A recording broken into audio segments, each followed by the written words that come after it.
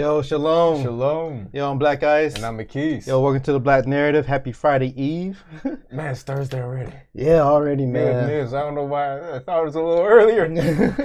And for us, we got a busy weekend too. The holy days and everything coming up. Oh, yes, yes. So we have a very busy weekend. I'm glad y'all here joining us on our backup channel on Yoshi Vibes music channel. We'll be here live until May. And to get unbanned for our normal channel. So continue to like, share, and subscribe. So I know some of y'all catch our rebroadcast on Black Narrative. So we do post the video on the Black Narrative after the show. Yeah. Yo, so we have so much to cover, man. Oh yeah, and shout out to everybody with the donations and Patreon, the Cash App. Support. We appreciate y'all. We appreciate it. Last week we covered King Randall. So we gave the donations over to his school for X4 Boys, like what he's doing there. And we're gonna get into some of that too.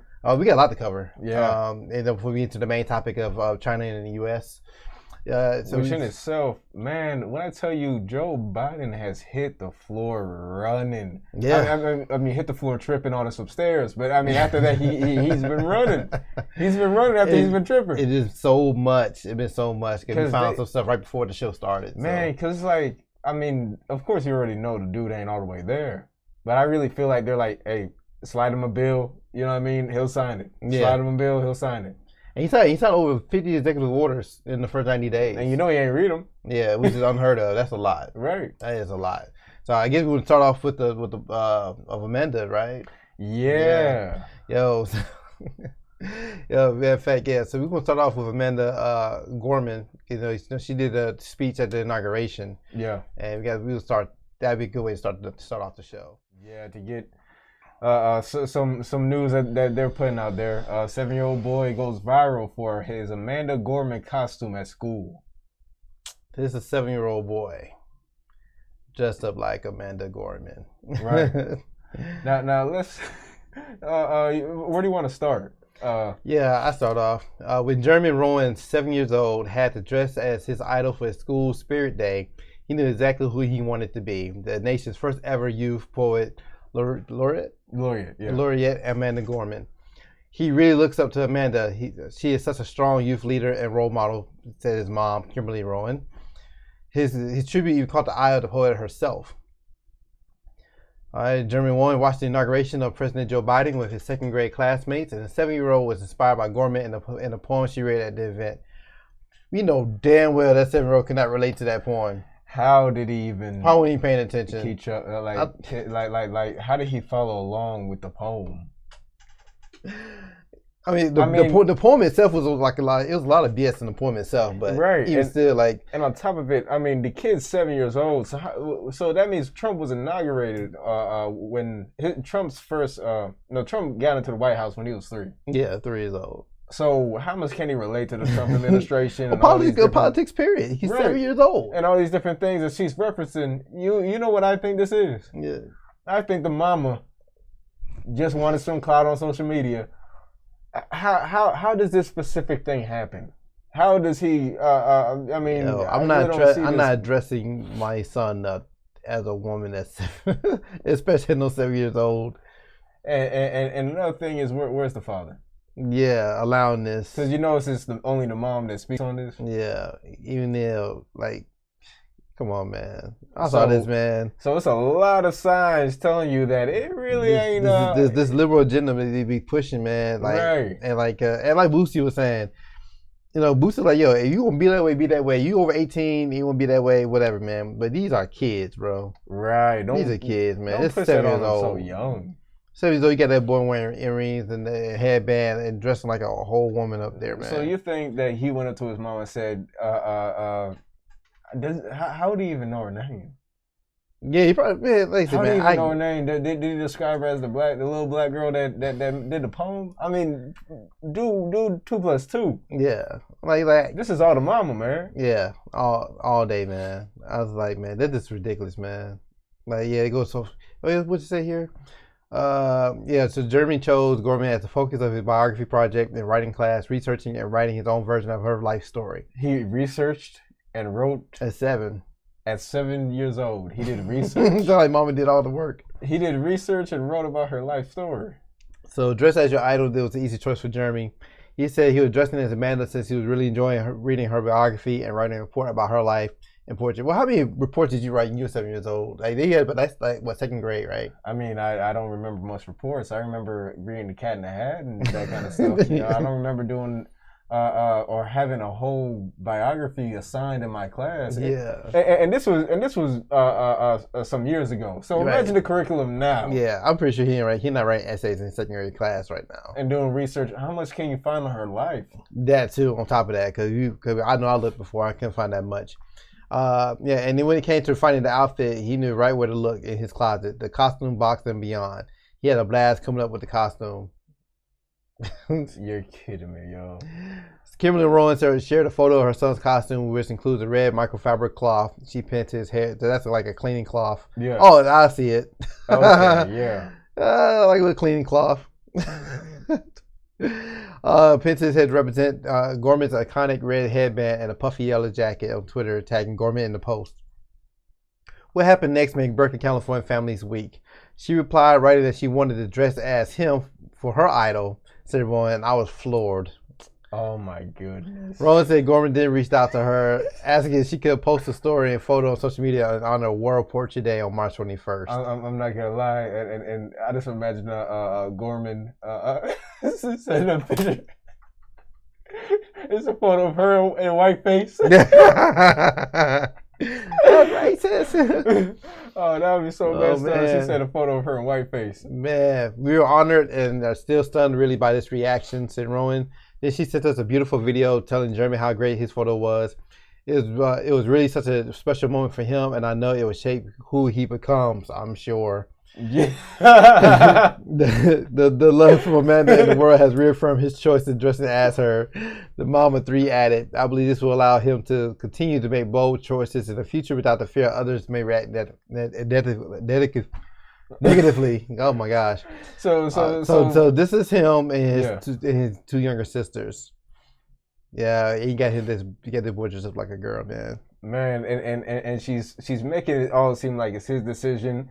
I hope that, in the future he's able to make his own bold decisions without people reacting negatively. I didn't see this. What? So what does Jeremy, who attended Thousand Oaks Elementary, the same school Vice President Kamala Harris attended as a child, the most about Amanda Gorman. He has said she recites her poetry like it's a song and uses her hands like she translating it into a sign language. We call them rap hands. Yeah, right.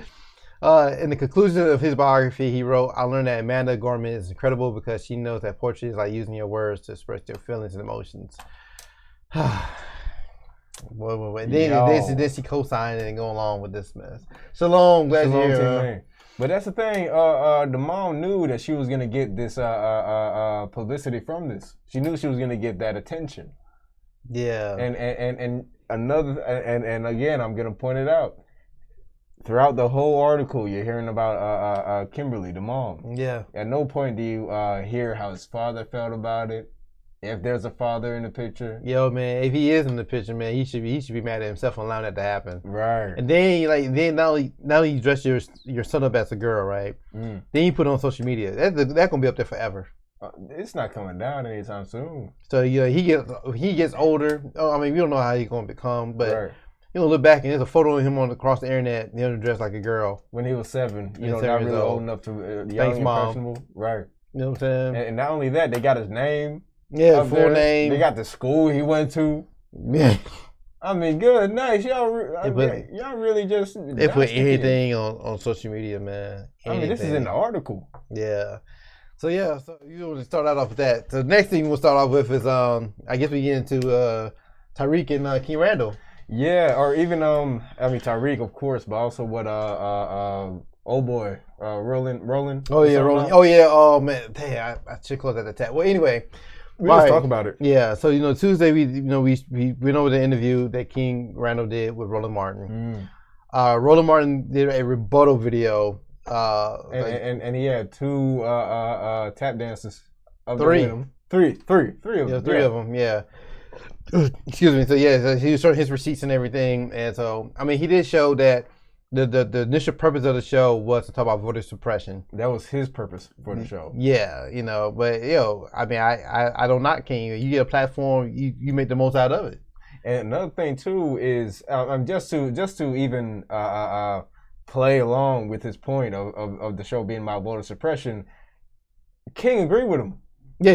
King agreed with him on the issue. Yeah, which actually was no problem for Roland because he really wanted to smoke and no, I agree with you, and then he trying to say, well, I never called you Republican, but I saw the tweets that Roland showed himself. He did. You had to mix up with other Republicans. He said he was Republican.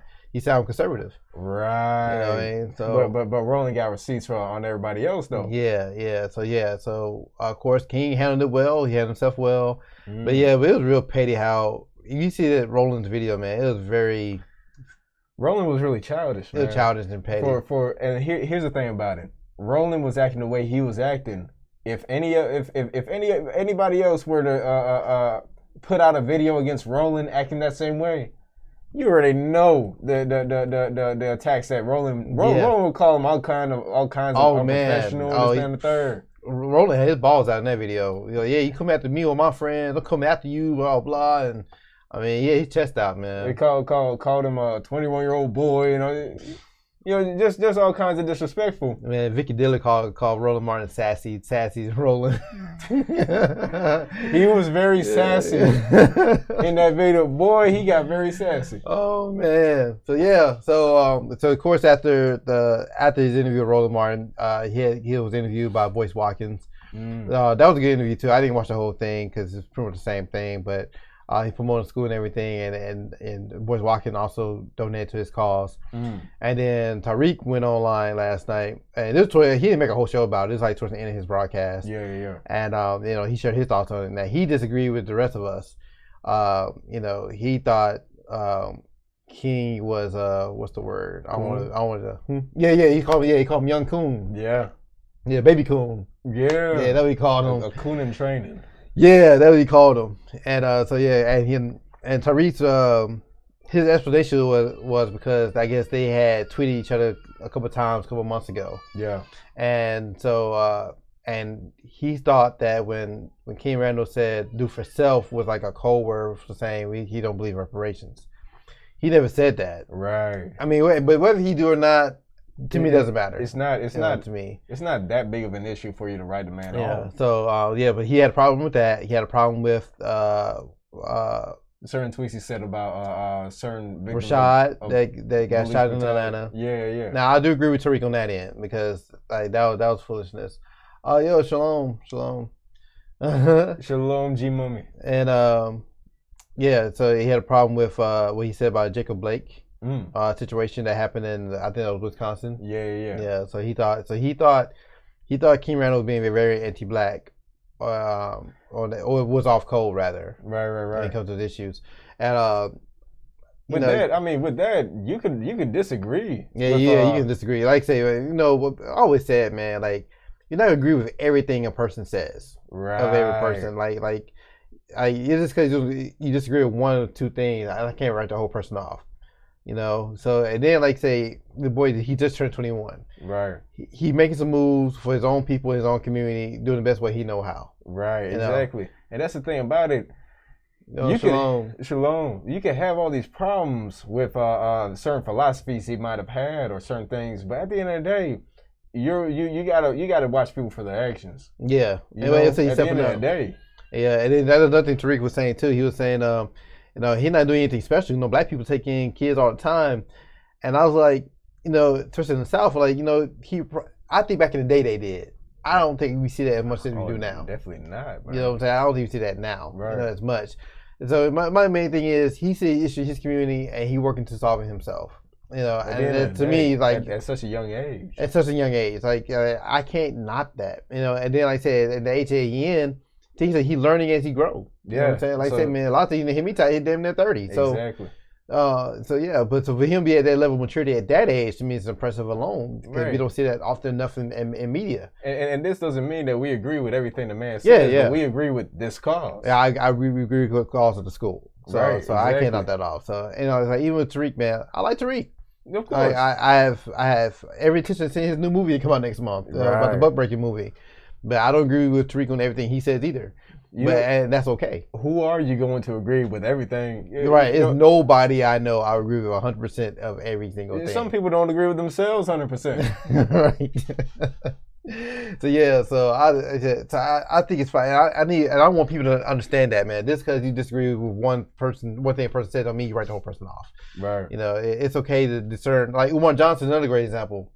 He says a lot of good things when it comes to child psychology and schools and stuff like that. And sometimes he be on some BS too. Right. He says he be on stuff too now. Minister Louis Farrakhan.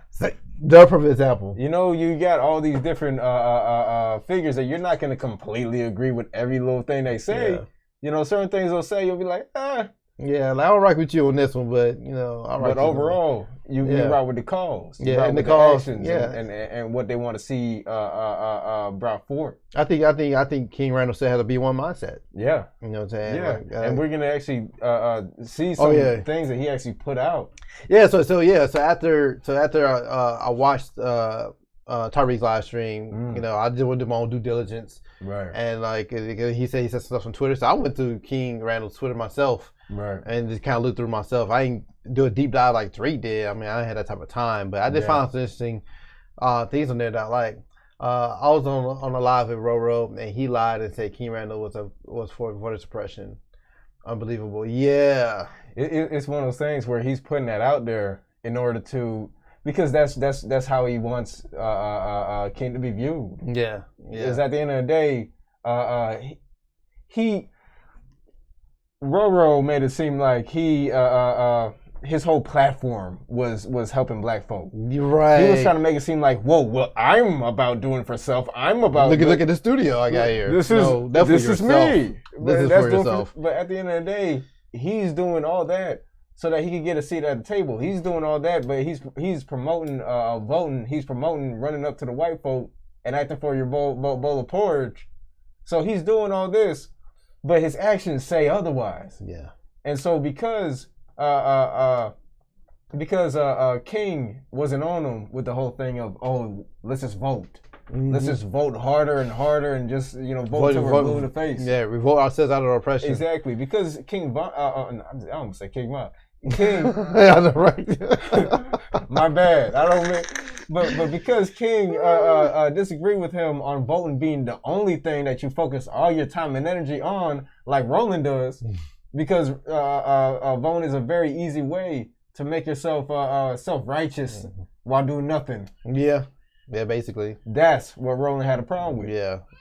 So I didn't like the way Tariq kind of went at him like that. Right. Like I said, I agree with Tariq on a lot of things. Yeah. I wouldn't went that hard on him. Like I would disagree to move on.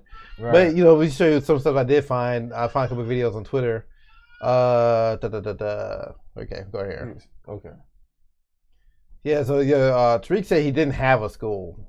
I think he does have a school because he had footage of it. So here's a clip here from local news coverage. And trust me, them folks over down in Albany, they would not want to. I can't imagine them trying to promote a black school that don't exist. Right. Come on now. Oh, hold on. My bad. I forgot to turn on the audio for y'all so y'all can hear it because we can hear it. All right. Organization called the X-Boys. Our own Samantha Cook updates us about the latest milestone that this group has recently achieved. What's going on, family? This is King Randall, the 21-year-old founder of the X for Boys, and here we are about to unveil our new location for the Life Preparatory School for Boys. King, how does that feel? Sensational. I've been following King Randall and the X for Boys for nearly a year now. We talked about this for a long time, and the boys know I always tell them everything that I say I'm going to do, we're going to make it happen. So for us to finally make this happen, it's just beautiful. I've seen them host fundraisers, mow lawns, and host workshops and book clubs. Their community efforts even earned them a trip to the White House. It's not like we're just a little program that's just there. We're actually doing the work and consistent with it. We've been all gas, no brakes for the past 2 years. Even with everything they've been doing for the last 2 years, the end goal was always to open up a boarding school. And now Randall is literally walking me through the manifestation of that dream. Now, that looks very real. I'm sorry, Tariq. That looks real. Like he walking. Not only she said she's been following this dude for almost a year. Yeah. I just heard about this dude a couple days ago. Right. So I give her a little bit more credit. You've been following this dude's growth for a year. And he walking her through the school. Walking her through the school, and Albany's a small town. So it's one of those things where if she's following him for a year, she'll know it's legit or not. Exactly. Reality. So what do you envision happening here?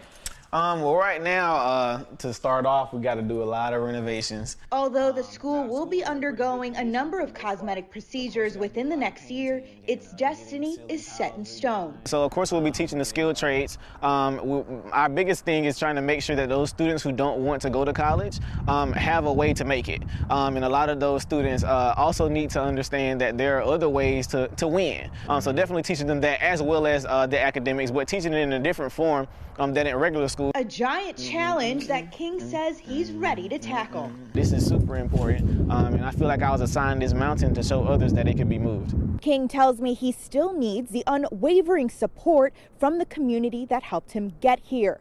He says to invest in his boys so that they can be great men for South Georgia. Because local matters. I'm Samantha Cook, reporting for South Georgia Television News. Thank you, Samantha. Man, that school bigger than I thought, though. Yeah, that's a good size school. That's a nice little size school there. I thought it was going to be a little, little building space, Right. Yeah, that's a decent size school there. I want to show you just one other clip. He was on another conservative platform speaking. And it's interesting because, a lot of people talk about him, or Tyreek was talking about him not being B1, but actually being a coon. But hear what he says in this clip. Yeah. With that, until I explain, you build the type of life lessons that you take with you for the rest of your life. So what has the response been? Have you had any pushback, for example? Has anyone been upset about that? Or would you say that it's mostly been pretty positive up to this point? It's been pretty positive. Of course, some people have, a different issue with me because I'm young, of course. And of course, I do consider myself conservative. So a lot of people have issue with that until I explain it. Many people in the black community, we love to, scream about Brother Minister Malcolm X and things like that. But people try to reduce Malcolm X down to violence, and that's not what he was about. He was saying if you simply believe that you are in an oppressive system, why not create a system of your own? Why are you asking the system that you believe is oppressing you to help you out? Why not go start your own schools? And he also said, he was like, how are we going to have immigrants come to our country with nickels and dimes and no education, come here, set up stores, develop those stores into larger stores, develop those stores into industries, which creates job opportunities for their own kind. Brother Minister Malcolm X said he feels like that we're not in a moral position to point the finger today at the white man and claim that he's discriminating against us for not setting up jobs in his stores that we hadn't set up for ourselves. So how are we going to claim that the school system is not taking care of our children and teaching them what they need to know when we haven't created our own schools? Why haven't we created our own factories? Why are we still begging and pleading and asking when we can just simply go do for ourselves? And for people that believe that we can't do it, me and some teenagers just absolutely went and did it. We defeated the stereotype in at one time, the fourth poorest city in the United States. Crime rate super high. Our poverty level is super high, but we still went and made it happen because we believe that instead of asking politicians for anything, instead of begging the government for anything, I'm not asking Donald Trump for it. I'm not asking President Joe Biden for it. We're not asking any politicians around our communities for anything, because as long as we keep asking them for stuff, our communities are going to remain in turmoil. I mean, if we keep expecting things from politicians that we didn't raise in our communities are going to remain in turmoil. So if we do these things for ourselves and go and help our children, because ever since we began our program and watching these children change their lives and watch them get off of probation and watch them stop smoking and watch them, go take care of their children. We have children being molested. We have children dealing with incest. We have children dying every day in our communities, but there's no rock. I rock with him on that. And here's the thing, because it's funny because people might look at this clip and say, oh, he's denying discrimination. He's denying race. He's not. No, he didn't deny it. Matter of fact, he's acknowledging it. Yeah. But the problem is, he's acknowledging the fact that, yes, there does exist racism. There does exist discrimination, just like Malcolm X said. But why do you want to try so hard to integrate yourself with the racists and with the people who are going to discriminate against you? Because at the end of the day, the white man is going to look out for his own. Yeah. Well, Malcolm warned us many times about integration, and right. and our ancestors still fell for the okie doke. Yeah. And another thing Malcolm X said too, he's like, don't let the enemy teach your kids. Exactly. So he definitely was like pro having your own schools. Exactly. The white man's going to do it for his own, but then we want A seat at the table, a seat at the biscuit table. Mm-hmm. We want to run, have our slice with the white folk instead of trying to support each other. I remember David Banner said he's like you never see the Uyghurs having German teachers. Exactly. Got a point. And that's why they're starting to take slavery and all these different things from the curriculum. Yeah, or change them to migration. Right. You know, because the enemy teaching our kids. Mm-hmm. So I like I say, man, I like Tariq, but I disagree with him on this topic though. Very much. The other groups had their own schools. Right? Is that they showed this. And I definitely see them here in Atlanta. And I mean, they are their own schools in their own neighborhood, thanks to their synagogue. And let me tell you, they are in the cut. If you don't know where to find them, you ain't gonna find them. Yeah. I mean, we did a show how you can find Jewish neighborhoods. You gotta look for that little wire, right, wrapped around the neighborhood. They marked off, right. Their neighborhoods are marked. So we're going to cover that for a second. The next thing up, now we get into more into the Joe Biden side of political and stuff. Excuse me. Do I pronounce his name? I want to have this name up. Adeyemo? Adeyemo. Take a look. Anyway, the Senate affirmed him as the Deputy Treasury Secretary. This happened today. All right. But here's the thing that kind of stood out to me about this, the way that Hill promoted this, though. You know, they're making him the department's first black number 2 official. So they're making black all-inclusive again. Now, first off, let's start off with the last name Adeyemo. Right. I don't think I've ever come across an American, so-called African American or a descendant. I don't think I've come across a descendant of slaves. Yeah, with the last name Adeyemo. Nah. So so of course I had to find out where he was from. Yeah. So good old Wikipedia showed us the way. He was born in Nigeria. Yeah. And raised in Southern Cal. So he's Yoruba. Yeah. Yoruba. Yeah. Yeah. So he's not from here, so he immigrated here. But it's the way we gotta watch for stuff like this, man. Because this, to me, they almost like they low key try to say person of color. You know what I mean? They try to make it all inclusive.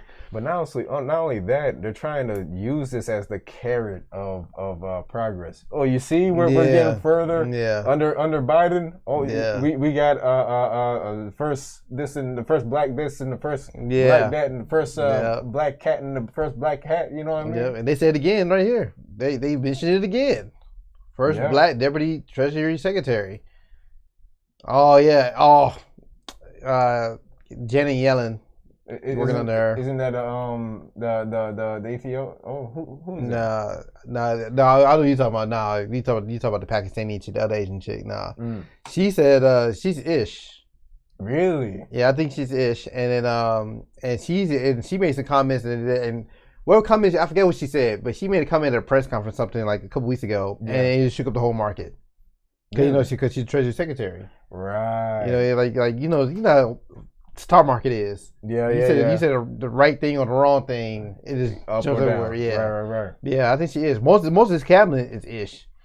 So, but even and like this because they look like us don't mean they're for us. And you move up to a position like that, and depending on what his upbringing was, they don't care about us, bro. Especially the fact that this is another tokenism. He is an immigrant. At the end of the day, it is one of those things where a lot of times. You have a group of African immigrants who do not mess with American blacks, and are not B1 or look down. And I said not all of them, of course, but you do have certain ones. And another thing too, what is he gonna do while he's president of Treasury? He's working strictly for the country. I mean, deputy of the Treasury Secretary. Yeah, you working strictly for the country, right? So you're not really doing that for us. But I guess like. Why would we even care, to be honest? Because that whole seat at the table mentality. That tokenism mentality, and they keep selling us, and we keep buying it. And it's interesting because there used to be a time where when being a token was looked down upon. Right. When back when we had pride. Yeah, right. But these days, man, we eat it up.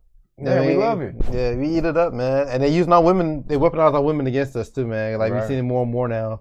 It's another thing. So, Joe Biden also had a press conference. I think it was today. Yeah, today. Yeah, let's actually look at that. So originally he said within his first 100 days he will have 100 million doses of the C thing vaccine ready. Now today he doubled that. So his new goal is 200 million doses, and not just have them available, have them administered. So he want 200 100. He want 200 million people by day 100 to be vaccinated with the C thing vaccine, man. Yeah, you want to go down read some of this? Yeah, President Joe Biden on Thursday revealed a new plan of administering 200 million C thing 19 vaccine doses by his 100th day in office, twice his previous goal. He doubled it. Already. He made an announcement during the first full news conference of his presidency. That was risky for them to do that. Yeah. Seriously, they must have really drilled him like, please, no, don't talk about the applesauce. That was catch to that. They didn't say in this article. Yeah, it definitely catch to that how he did it. Really? Yeah. Everybody, all the press wasn't there. Really? Yeah. I think it was another article. He only had like 30 reporters because social distancing. And you notice another thing been going around too. He hadn't had a State of the Union address. Yeah, he hasn't, because the man's not coherent. Yeah, so I really think they'd be hiding him. And I mean, even the fact that back when he called Putin a killer, Putin challenged him to a debate, and of course they said, "Oh no, that is not going to happen." And I can see Putin now. He probably showed up with no shirt on, riding a horse. Right. Riding a bear. Yeah. And then wins the debate. Yeah, wear no saddle. Right. Yeah, so I know it's ambitious, twice our original goal, but no other country has come close to what we're doing. Yeah, and he bragging about it, man. Yeah. Earlier Thursday, the White House announced that additional $10 billion will be spent to expand access to C-thing vaccines and build confidence in the most vulnerable U.S. communities. So, to me, of course, expand access means vaccination sites. Build confidence means the marketing propaganda campaign. Right. You spending money trying to sell us this C-thing. And most importantly, the most vulnerable U.S. communities. You already know what he's talking about. Yeah, you already know. So you know where those 200 vaccines are being pushed towards. And can you go up a little bit, actually? Mm-hmm. It's interesting just the way he worded it. It was just kind of odd. He said, by my 100th day, we will have administered 200 million shots in people's arms. Yeah, that's... Why would you just... That's a weird way to describe it. Yeah, that's kind of like, whew. It sounds like you're gonna knock people upside the head and force that thing into their elbows. Ma made a good point. Are they counting the people at the border crisis in the 200 million? I think so, because they are getting the C-thing vaccine. Yeah, and they're going to go ahead and... That's a real good point you just made there. And they're going to filter them in anyways. Yeah. That's the whole point of vaccinating them. Right. And put them into the rest of society, of American society. Mm. And he also said today, Biden also reported he plans to run for re-election in 2024 with Vice President Kamala Harris as his running mate. I said, yes, my plan is to run for re-election. That's my expectation. He's talking about re-election, and he just started. Yeah, but I really can't put that one on him. I'll put that on the press. I saw the video clip. Yeah. And so apparently, the media set him up for that question because 4-5 announced that he's planning to run again. So since he said he's planning to run again, they said, well, what about you, Joe?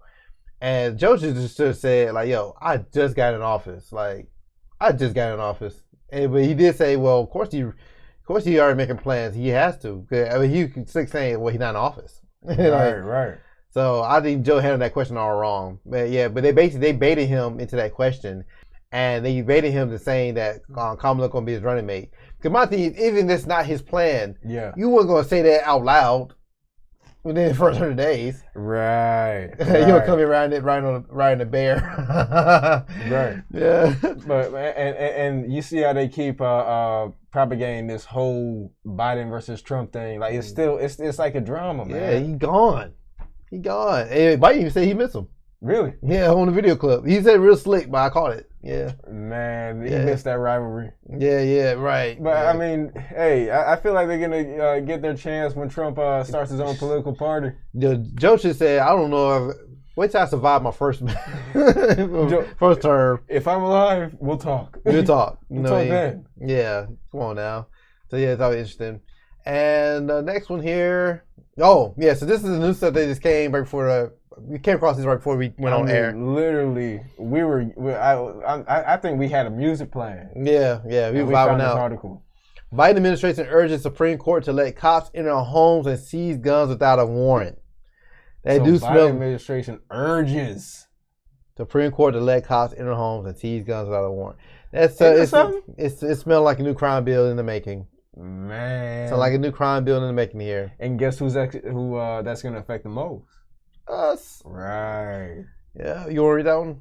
The U.S. Supreme Court on Wednesday will hear oral argument in Caniglia versus Storm, a case that could have sweeping consequences for policing, due process, and mental health. With the Biden administration and attorneys general from 9 states urging the High Court to uphold warrantless gun confiscation, but that would ultimately become a major Fourth Amendment case, began with an elderly couple spat over. I feel like I'm. But what would ultimately become a major Fourth Amendment case began with an elderly couple spat over a coffee mug. Yeah. Wow. In August 2015, 68-year-old Edward Caniglia. Yeah. I'm gonna call him Edward C. All right, let's do that. Edward C. joked to Kim, his wife of 22 years, that he didn't use a certain coffee mug after his brother-in-law had used it because he might catch a case of dishonesty. That quip quickly spiraled into an hour-long argument. Growing exhausted from the bickering, Edward stormed into his bedroom, grabbed an unloaded handgun, and put it on the kitchen table in front of his wife. With a flair for the dramatic, he then said, "Why don't you shoot me and get me out of my misery?" What is this story? Perhaps unsurprisingly, the tactic backfired and the two continued to argue. Eventually, Edward took a drive to cool off, but when he returned, the argument flared up once again. This time, Kim decided to leave the house and spend the night at a motel. The next day, Kim phoned home. No answer. Worried, she called the police in Cranston, Rhode Island, and asked them to perform a well check on her husband and to escort her home. When they arrived, officials spoke with Edward on the back deck. According to an incident report, he seemed normal, was calm for the most part, and even said he would never commit suicide. However, none of the officers had asked Edward any questions about the factors related to his risk of suicide, risk of violence, or prior misuse of firearms. Edward had no criminal record and no history of violence or self-harm. In fact, one of the officers later admitted he did not consult any specific psychological or psychiatric criteria or medical professionals for his decision that day. Oh, still about to get spicy. Yeah. Still, police were convinced that Edward could hurt himself and insisted he head to a local hospital for a psychiatric evaluation. After refusing and insisting that his mental health wasn't their business, Edward agreed only after police falsely promised they wouldn't seize his guns while he was gone. Okay. Compounding dishonesty, police told Kim that Edward had consented to the confiscation. Yeah. So the police lied. Not the first time they've done it. Right. Believing the seizures were approved by her husband, Kim led the officers to the 2 handguns the couple owned, which were promptly seized. Even though Edward was immediately discharged from the hospital, police only returned the firearms after he filed a civil rights lawsuit against them. Wow. Critically, when police seized the gun, they didn't claim it was an emergency or to prevent immediate danger. Instead, the officers argued that their actions were a form of community caretaking, a narrow exception for the Fourth Amendment's warrant requirement. Interesting. So far, so I guess the Biden administration is trying to justify this. So I guess depending on how this case goes, there's like a loophole for them to. Well, the administration, the Biden administration, they use that as a loophole to go in and take guns without a warrant. Because it said first created by the Supreme Court nearly 50 years ago. The community caretaking exception was designed for cases involving impounding cars and highway safety on the grounds that police are often called to car accidents to remove nuisances like inoperable vehicles on public roads. So they using that little loophole to justify lying and taking their guns. Yeah, because for what you just read, I don't see why they wouldn't go in and go back and take the guns. Like, yeah, it was a wild argument to have over a coffee mug, and they said nothing wrong with him. The hospital immediately discharged him. Right. But why did they go back and take his guns? That's wild to me. But I guess they and it seemed like they didn't have any intentions of giving them back. Yeah, right. Yeah. File a whole lawsuit, you can get his guns back. Right. So what is? Yeah, that sounds real suspect.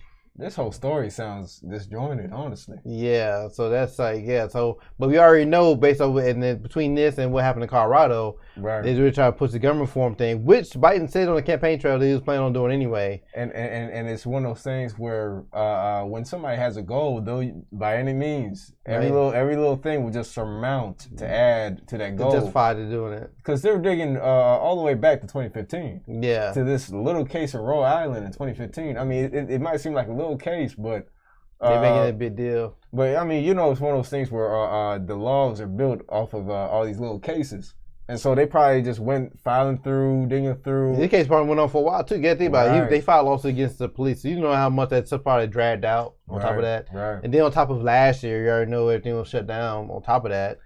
So yeah, they probably depending on when they started, because if it started in 2015, then, the incident itself was in 2015, and let's say they probably didn't start the court process till 2016, probably, right? You know what I'm saying? And then you got to think about attorney file motions and delaying stuff, and you know how it is, it's all politics and all this stuff, right? Especially you filing something against the police department on top of that. So let's see if we can scroll down and actually find what they're saying about what the Supreme Court wants to do with the bill. Let me see both this for you. Yeah. So I guess we could just go through these two paragraphs. Yeah. All right. Both the district and appellate court upheld the seizures as reasonable under the community caretaking exception. In deciding the seized case, the First Circuit U.S. Court of Appeals acknowledged that the doctrine's reach outside the motor vehicle context is ill-defined. Like many laws. Yeah. Nevertheless, the court decided to extend the doctrine to cover private homes, ruling that the officers did not exceed the proper province of their community caretaking responsibilities. But it's interesting, if you lie to a police officer, that's counted against you in court. Yeah, you're breaking the law, but they can lie to you. Of course. And then, like I say, and then they went to his private home to take the guns out. Right. They didn't get it from like a car on the side of the road or anything, and they went in without a warrant. Exactly. Siding with law enforcement, the First Circuit noted that a police officer must act as a master of all emergencies, who is expected to provide an infinite variety of services to preserve and protect community safety. And another thing too is the man wasn't even around his guns at the time. He was at a hospital. They insisted that he go. Right. Yeah. By letting police operate without a warrant, the community caretaking exception is designed to give police elbow room to take appropriate action, the court added. In the opening brief for the Supreme Court, attorneys for C warned that extending the community caretaking exceptions to homes would be anathema for the Fourth Amendment, because it would grant police a blank check to intrude upon the home. Wow. But you see, they're basically just playing with the law. Shalom. But you see how they're just, they're just playing with the law. Yeah. Man. But that's how they used to play games anyway. They find something to get a way in to wiggle their way through. Right. And they kind of run it. I'll try to find a picture of the guy, but I don't see him. I was kind of curious about that. Because his name Edward, right? Yeah, Edward Caniglia. Yeah. Man, that freaking name is giving me a problem. I know, right? He speaks Spanish. I don't think that's Spanish. What do you think it is? It's probably Italian. Yeah. Into the China. Yeah. It was really about in fact, get rid of this and then get y'all back over here. Let's start here first. Yeah, because it's interesting because when it comes to the U.S. and China, everybody else, the U.S. could do all kinds of foulness to us. The U.S. could do all kinds of measures and this, that, and the third. But when it comes to other countries and how they treat their people, all of a sudden the U.S. has a moral compass. Yeah. But you see that here. Yeah, you want to start off with that? Well, yeah. I mean, where you direction you was going. yeah. Might as well start off with that. But it's all just politics. Yeah. At the end of the day, they're all just trying to draw their lines in the sand. And while China and Russia are working to build themselves against the U.S. is trying to counter them by kind of icing out China. Yeah. So let's get into the first crisis. U.S. and allies announced sanctions against China officials for serious human rights abuses against Uyghurs. Yeah. And like I said, so the Uyghurs is like I said, they Chinese Muslims, and I don't know if you're familiar with them or not, but basically, man, like for years now, the Chinese government been like snatching them out their homes and off the streets, right, and putting them in these re-education camps. Yeah. And I saw I don't know. Have you seen documentaries about this? I think a couple of them. I knew about it. Okay. I know what they do, but I haven't really sat down and seen documentaries about it. Okay, yeah. So I think a couple documentaries about it, and there was one documentary I watched on YouTube. And I want to say it was this white journalist went over there. Yeah. And it's scary, man. It looked like North Korea. When you see somebody visit North Korea, they got those tour guides. They kind of like follow you around and stuff. So everything's just staged. Yeah, you know. So he did a documentary, and the way he had it, I guess he had like a small GoPro or something. You know, he kind of had it hidden. But he was like pointing out all the you could tell the secret agents following him around. Right. And he had to be real careful what he was doing because, you know, over there, they throw you in jail. They seize your equipment and everything. All right. And China's a big old country. So it's one of those things where if America has an issue with it, China would love for him to come do something about it. Yeah, you're right. You know, so the dude was, so the dude, he was filming everything like was going on in the city. And he passed by one of these so-called re-education centers. And man, it was scary. But it was huge. But from the outside looking in, it looked like a huge school. Yeah. And so he found I guess like a hill, gave him a little elevation there. And he was able to get like a little footage of inside of it. Yeah. And like I guess twice a day they walk all the kids out, and, you know, they exercise and sing along and stuff like that, man. Yeah. And but it was and they probably sing some Chinese propaganda. That's exactly what it was. Right. It's exactly what it was. And then they did it at a certain time, like clockwork, every single day. Yeah. And so he also interviewed some like family members and whatnot. And of course, he had to be real discreet about it. And you know, they created this community where, hell, they stitch on each other just to protect themselves. Man, it's almost like a 1984 kind of mindset where everybody's so self-preserving that the people on top put so much pressure on everybody to the point where they're like, okay, either I'm going to snitch on you or I'm going to get in trouble for not snitching on you if you get found out. And it's one of those things, man, it won't be you getting punished, it'll be your whole family. Exactly. You know, going to these camps, man. So we're definitely not saying this ain't foul. Yeah.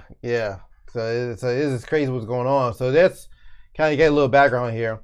But the U.S. announced sanctions Monday against 2 Chinese officials for serious human rights abuses against the Uyghur Muslims. A step coordinated with allies including the European Union, Canada, and the United Kingdom. Ain't that something? Right. Which imposed sanctions on the same individuals and others, the Treasury Department said. The announcement is part of a broader show of unity by the U.S. and international allies, all voicing condemnation of Beijing's repression of Uyghur Muslims and other ethnic minorities in Xinjiang province. And what's interesting is you're seeing they're making their alliances. Yeah, they're making their alliances. U.S., UK, EU, and Canada. So it's already all these different countries operate. Countries, the EU, these entities, let's call them, operate. They all operate in the same manners. So, So these political lines were already set up. Yeah. You know what I mean? Because at the end of the day, you know, in all these different countries, they're having all kinds of injustices. Yeah. You know, in these different countries, they're having all kinds of problems. And even with the whole thing with because the Uyghur entrainment camps, of course, is a horrible thing. But none of them are going to boycott the U.S. about the prison system or anything like that. It's amazing. You essentially China about how they treat their people, but look at you treating people over here. Exactly. You get black people here, like like you treating us well. Exactly. But yeah, you want to shame on them. So we all know like they really don't care about the Muslims over there because they don't care about the Muslims over here. Right. Exactly. So, matter of fact, if anything, they've campaigned against the Muslims over here. Right. If anything else, right. Right. So why is it all of a sudden they care? Hold on. Reconnecting. That's my fault. Oh, whatever. There you go. All right. Are we still on? Yeah, you're still on. All right. Yeah, sorry, we went on air for a second. And I'll tell you why. It was nothing that we YouTube wasn't attacking us this time. All right, good. Yo, so the reason why we went off air for a second, because we want to show you another article about what's going on. Okay, yeah. We were showing you another article what's going on about China, right? Mm. And we found an article in AJC. Yeah. So when I go, and I had to keep our VPN on because we got to protect ourselves out here, right? Yeah. So when I go here, this is what pops up. I can't go to the article. It's our apologies. Unfortunately, our website is currently unavailable in most European countries due to GDPR rules. Ain't that strange? Like it's AJC. I mean, they ain't saying nothing that wild, Right. So anyway, so I had to take it off for a second to get to the article I wanted to show y'all. Hopefully it works. All right, there we go. Yeah. So at the article that we were blocked from, the Georgia Tech professor faces multiple federal fraud charges. Mm-hmm. A Georgia Tech professor had been accused of using his position to fraudulently sponsor visas for Chinese nationals to work in the United States, officials said Wednesday. All right. You see, it's two sides making their moves. So Chang, 73 of Smyrna, have been charged with conspiracy to commit visa fraud, conspiracy to commit wire fraud, and wire fraud. What? That's two different charges? Conspiracy and the actual wire fraud. Man, you see how they try to stack it. The laws, man, they will break it down to the tiniest degree to get as many charges on you as possible. Oh man! So according to the Northern District of Georgia acting U.S. Attorney, all right. So Chang and another man, 53-year-old Yu, were both indicted by a federal grand jury on March 18th. According to to Erskine's announcement, Chang and Yu are accused of a scheme that involves sponsoring visas for Chinese nationals through Georgia Tech. Only to have the visa recipients to work at a telecommunications company in New Jersey. Yu was formerly a research director at ZTE USA. Their phones are trash. Right. A subsidiary of a partially state-owned Chinese technology company. And that's interesting but this is how human trafficking works. And it's an unfortunate fact that the Asian countries are really known for that. And so it's one of those things where they're promising them one thing and they send them off another place. But why Chinese nationalists specifically? To me, this sounds like a war move. Yeah. And this goes back to because you remember that whole story. I'm not sure how long ago it was. This was maybe a few years ago when they were having these Chinese women come to the U.S. in order to have kids in hotels. No, I didn't remember reading that. Yeah, no, it was like what, a year ago or longer? It was a few years ago, but basically it was one of those things where the Chinese government, because the Chinese government you have Chinatowns across the U.S. Right. The Chinese government is honestly, they take a lot of playbooks out of Western governments. Mm-hmm. Just like they're doing in Africa right now. Exactly, the same way where the U.S. will be in different countries and England, all these different imperialism. Right, exactly. They'll ingrain themselves in these countries. China has these different Chinatowns, and sometimes you'll go into Chinatowns and you'll see a Chinese police car. I mean, just like the Chinese police in those areas. So they have their strongholds in the U.S. So what they were trying to do with these women was basically send women over from China to have anchor children so that they get citizenship in the U.S. Yeah, So we're this. Of course, they're making it seem like that we're gonna have this sanction because of the Uyghurs, because we just care so much about the Uyghurs. Right. It's one of those things. They're all making their war moves. Yeah. Because you're seeing the sides. Russia didn't join them. Right. It's the EU, the US, Canada, and the UK. Mm-hmm. Right. They're drawing their lines. They're making their moves. Yeah. But basically. You see, they have to put out a story in order to justify it at the same time. Yeah. Well, I see this, man. When I read this, man, it reminded me of What happened on December 25th up in Nashville? Yeah. There was a bomb at the telecommunications. Yeah. Which grounded their planes for a few days. Mm-hmm. These companies, like these guys were using Georgia Tech, bringing in their Chinese nationals to work for a telecommunications company. And that's that happened to be partly owned by the Chinese state. And China, man, there's a warehouse in Ohio where the warehouse is owned by the Chinese. Yeah. Right. So they're making their moves, man. They're trying to get. Long story short, it's a Cold War that's going to take place between the U.S. and China and Russia. Right.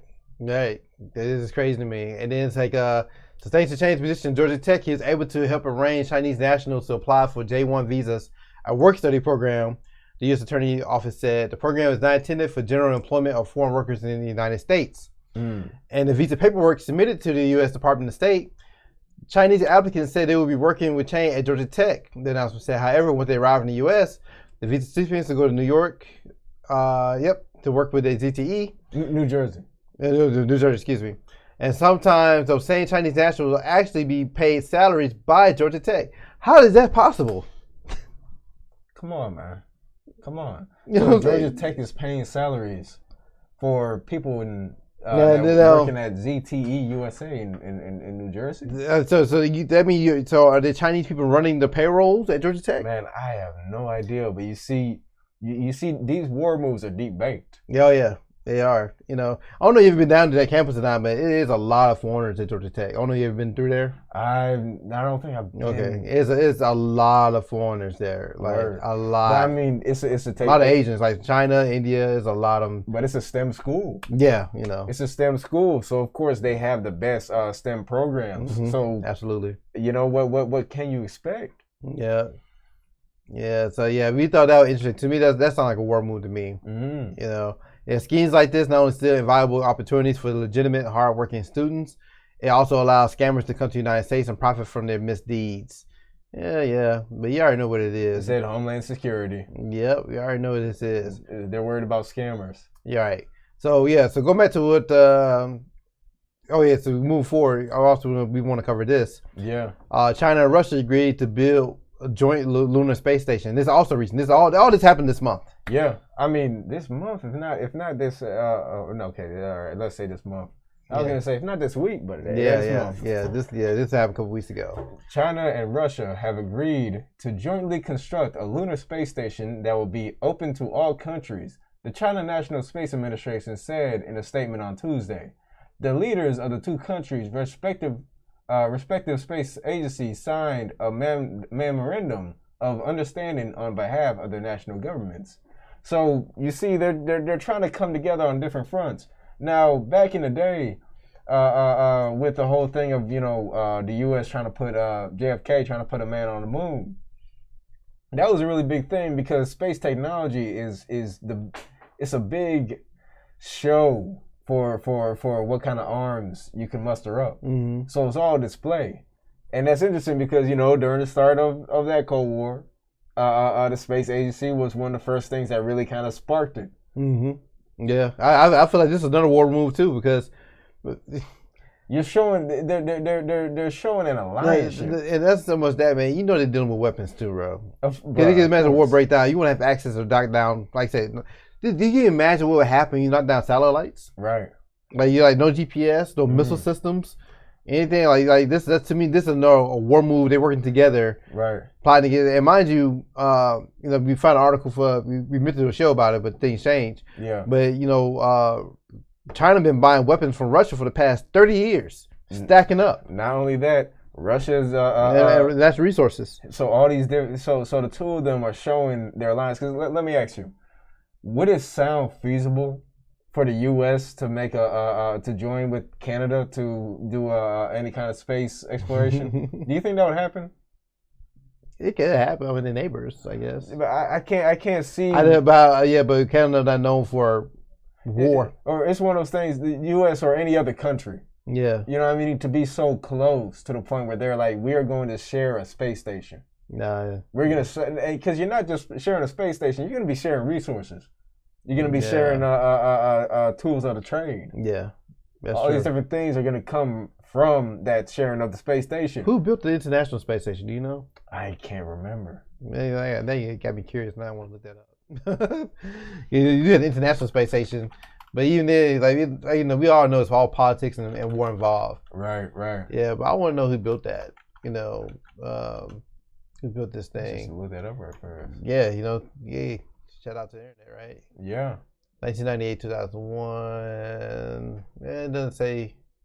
I'll hope for a quicker answer here. NASA.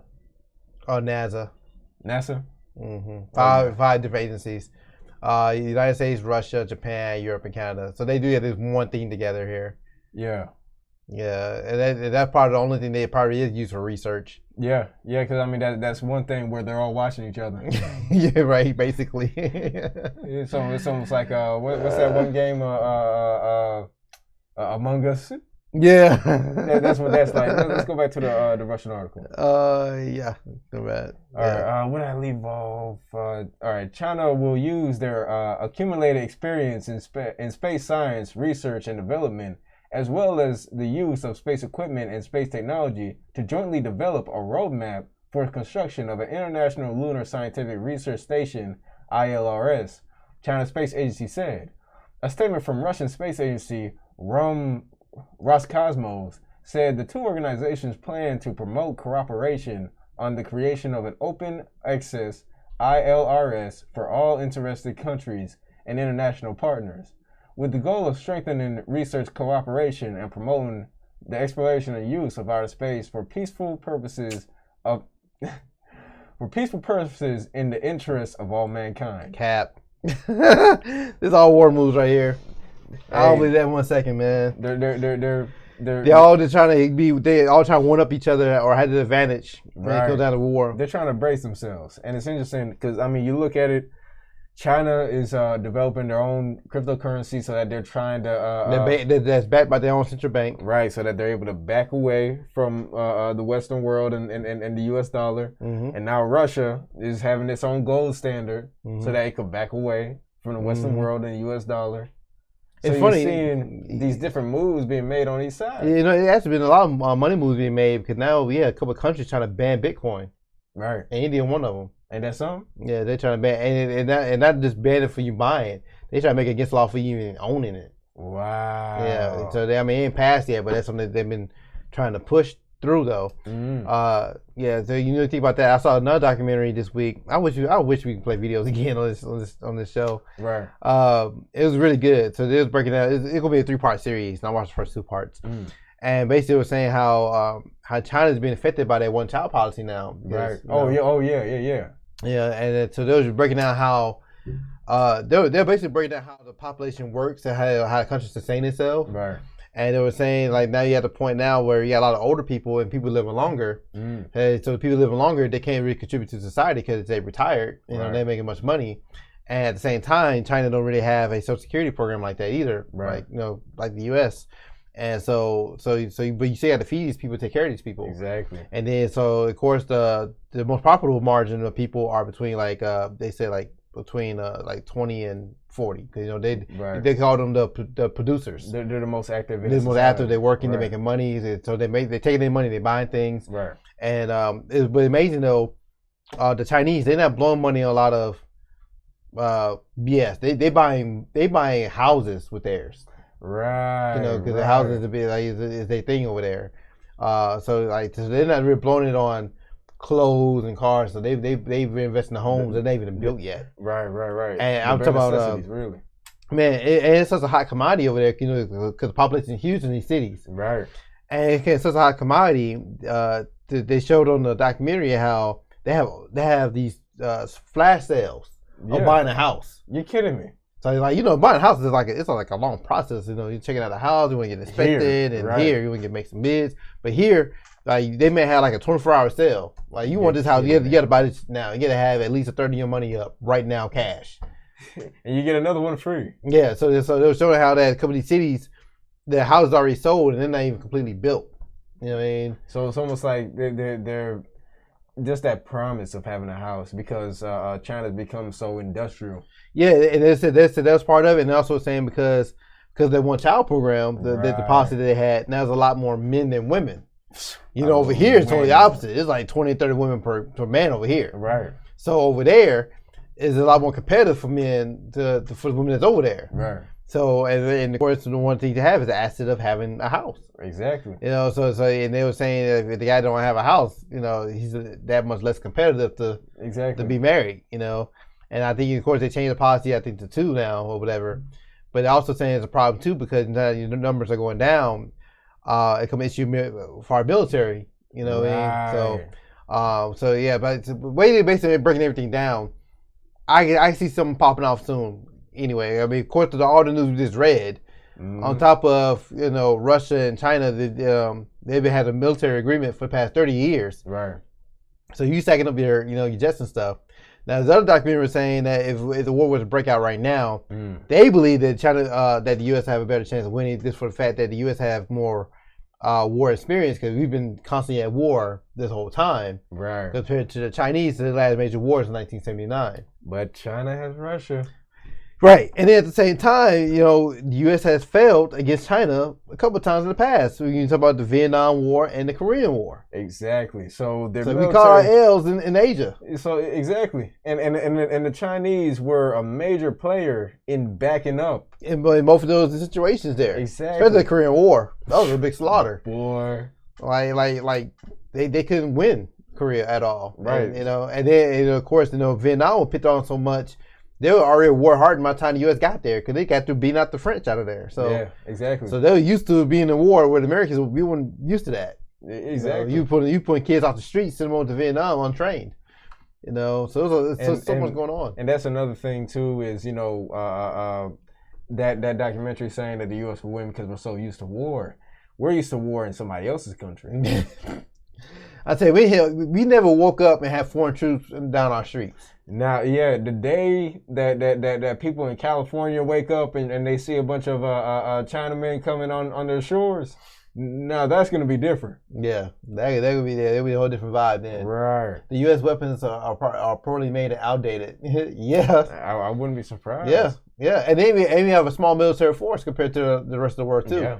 Most of it, we had the biggest military budget, but the least amount of people. Because most of the budget is going towards like the drones and stuff, the technology. So yeah, so my thing is, you had the better technology. If nobody had, even if they did have better technology, you got to train them and know how to use it. Right. And like I say, man, if it comes to ground war by some chance. Right. And don't let it be a nuclear war, which I think it will be. At some point. Yeah, because because both countries still have stockpiles of it. Yeah. You ain't stockpiling it to not use it. Yeah. I mean, we discussed on the show before, when the U.S. dropped those atomic bombs in Japan, they really had to use it. Those deflects in front of Russia. Yeah. They said to show what they had. So, but I guess we got lots of this poorly made. Hell, I worked in retail, man. It is amazing to me. Like I said, I think I mentioned this before. First, we had Chinese customers come through the store. First thing they did, they picked up the product, they look at the back of it. If it said made in China, they didn't even buy it. Right. They didn't even buy it. Why do you think China's getting its arms from Russia? Yeah. I would be surprised. Right. Right. Right. They give the U.S. all the crap stuff. Right. Send them up for failure. Another war move. It's so much. Buys so much stuff from. How did the U.S. get so economically bound with Russia? With China, my bad. Like you said, man, it comes down to war. It comes down to supply chains. Yeah. You go to Walmart, a lot of that food is coming from China. Yeah. That big bag of salmon, the salmon you thought was a great deal for $10. Right. That wasn't wild caught. That was farm raised in China. Right. And if you saw that farm, I'm not sure if you would. Yeah, because that pollution is off the chain. So it's polluted waters that it's coming from. So yeah, most of it comes from China. So so China said, you know what? No more exports. I ain't getting nothing. Right. They can starve out this country. Yeah. Literally, just like that. I mean, that's part of it. But the U.S. want to do a sanction on them. Yeah, nah, man. Like we got something they want. Yeah, right. Yeah. So I think the next couple of years is going to be very interesting, man, because we kind of overdue, because we really didn't get any war conflict when 4-5 was in office, but I could definitely see it with Joe being in office. I think things will go down. Yeah. Yeah, but we didn't want to get too deep into it, man. Like we actually had a variety of topics. We didn't know what to put on the thumbnail. Right. But we know we did cover the China and the U.S. because those recent headlines. There's something going on between the space stations, between the Chinese and the Russians. That's some big news. The Chinese professors, Georgia Tech, bringing in their own people and sending up the jerseys. And that's not just scamming. Yeah, I don't think that's just scam. The sanctions with the U.S. against China, against the Muslim minorities. Right. There's a lot of things going on and popping off right now. Mm-hmm. There's a lot of things popping off. Yeah, so we ain't had nothing too heavy for you. How can you be sure about the weapons? Well, I guess you're referring to the nuclear. Oh, okay. Asking her about the weapons. Probably made it outdated. Yeah, you gotta stockpile these weapons. I agree with her. Yeah. Think about it, man. You have with so many. Like I said, like U.S. been more dependent on the drone strikes more than anything else. Right. And then you also got to think about the U.S. has over 750 bases worldwide, right? And the reason it has so many bases, they just want to have easy access to attack any nation they need to attack. So, but these are small bases. Yeah. So if these bases are not as active, how often do you think these weapons are being updated? Yeah, that is true. They keeping these bases are used for stockpiles only. Man, and think about all the old weapons that they're not using. Right. But when that's been clean, shot off. You know what I mean? So yeah. I mean, I could definitely see that. I really don't think the U.S. is ready for a war against another developed country. No, and I think the only reason nothing really popped off because everybody's trying to recover from what happened last year too. On top of that, yeah. So I think that's part of it going on. But yeah, I think U.S. weapons. I can't just say U.S. got the best made weapons. Like I say, because you have over 750 bases, you're not updating your weapons on the regular. Right. No, you just use them as a stockpile to have easy access to attack. Like I say, I mean, they even said it themselves. If the U.S. had attacked China, it'll take forever to fly from the mainland all the way over there. So they have bases over there in Japan. And I bet people military all the time they're stationed on these places, man. They're not soldiers. Japan is a big country when it comes to the U.S. military being stationed there. Because it's right there. They just want to point some guns at them to close nearby. Mm-hmm. But if you're not updating them, you get to think about how much technology has changed so much in the past 2-3 decades, a lot. So I think it's a possibility. And then, like I say, nigga had trained soldiers to do it because we don't have that many ground troops compared to these other nations. Right, exactly. Like I said, a lot of them, like we've been drone striking people for the past 2-3 administrations. Yeah. More than anything else, but I mean, this is my opinion. I mean, I can't say for sure because I haven't seen the weapons myself. I'm just using my own logic here. We're not going into the stockpiles and seeing. Yeah, so you could be right. I don't know. I mean, this is how I see it.